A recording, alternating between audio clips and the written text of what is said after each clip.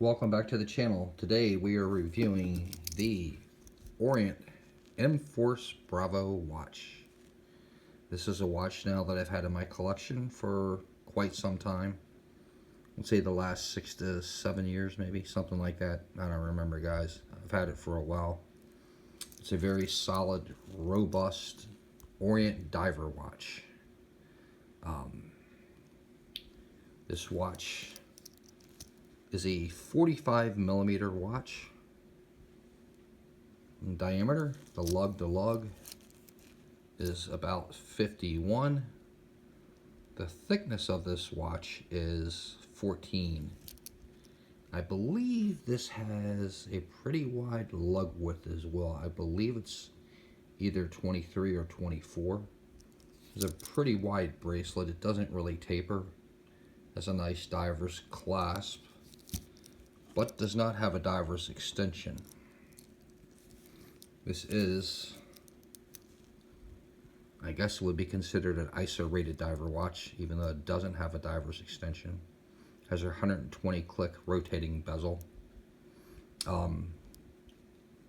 This is a very robust diver watch, guys. It's a very satisfying watch that I've had in my collection. It has a beautiful orange dial and housing the 40N5A movement. It does have the power reserve. Initially, I wanted to get a different variant of this watch, and I believe it was the black version, and they had a blue version as well, and then there was this orange version, and I believe there was also like a limited edition like burgundy dial. Not being able to get the black version, I know this is going to sound crazy, because now that I have this watch, I absolutely love and adore the orange dial on this watch, but initially wanted the black, but couldn't get that. Wasn't really crazy about the blue, and this was either an Amazon or eBay. Gosh, guys, I wish I could remember these details, but I think it was an eBay purchase. And at the time, the watch was going for an incredibly good deal. I believe it was like $2.99, right around there, maybe $2.89. I couldn't believe my eyes when I saw the price on this watch, because these watches at one time retailed for well over $500, and on the market today they're going anywhere between like the high fives, and like up until like $750, almost $800. They're not making them anymore. There's still some out there in the wild that I guess are new old stock. This is one watch I've never regretted getting. I bought this shortly after I got my Seiko Sumo, which is my Blumo, which is what I'm wearing today. Another phenomenal watch that I've had just a little longer than I've had the Mforce Bravo. But this watch, extremely sturdy. Other than my SLA 047J1, this is like the heaviest watch I have in my collection. When I weighed it on my scale, this is like 212 or 214 grams. It weighs like almost equally as much as the Seiko Marine Master.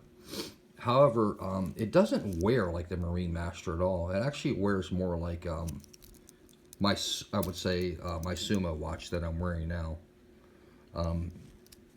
These are really great watches, guys, and that this movement in this watch is no longer, I don't think it's no longer being produced. The new, I actually have a new Mforce watch. I have the latest production model, which is just called the Orient Mforce. They no longer are housing the movement with the power reserve in the watch, which I think is a huge mistake. To get that movement now, you have to buy the Orient Starline diver watches, which they range between $600 range, between the $400 and $600 range. This is a really cool watch though, guys. It has a 120 click rotating bezel. Has a pretty thick crown there, and it's signed with the Orient logo. And it also has this red, like rubber gasket ring around the outside of the crown. Like I said, my initial desire was to get the black dial. That was no longer attainable, or I could not find it to purchase. I wasn't crazy about the way the blue looked. After talking to my twin brother, he said, go for the orange, and I, wasn't really thinking one way or the other. I just really wanted the watch. And then once the watch arrived, the color contrast on this watch is just amazing. Sorry for the shakiness of the camera there, guys. I'm filming it with my cell phone. But anyway, the contrast between the white lume markers, the power reserve colors on the dial there, the blue, the slightly yellow, and then white, and then with the blacked out hands and the outlining of the luminescent markers with the,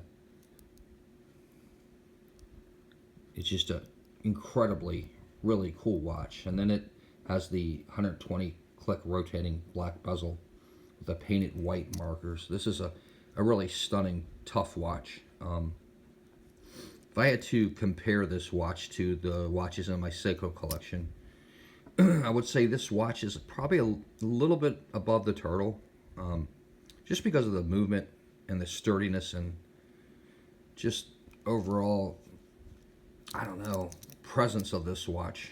I would definitely rate it above the Turtle. Very close to the Sumo, but I wouldn't say it's better than my Sumo watch. I still say this, for the price that I paid for this is, when I did buy it, it was $420 off of Amazon. I do remember where I purchased this one. But I wouldn't say it's as good as my Sumo, but it's pretty darn close. Again, another really robust, strong, just tough diver watch. The case back is really nothing special here on this case back. It's kind of just, a brush case back with the Orient Mforce signature and logo, Orient logo, and then just the information on this watch. The one thing I do love about these Orient watches, though, that I almost forgot to mention here, is that they all come with sapphire crystals, guys. That's the one plus to these watches. They come with sapphire crystals. This does have anti-reflective coating, and they had these watches produced with the crystals when they were originally produced, and they weren't really selling that much higher than the Seikos in the same price range, but the Seikos were using Hardlex crystals, so that's a plus to this watch.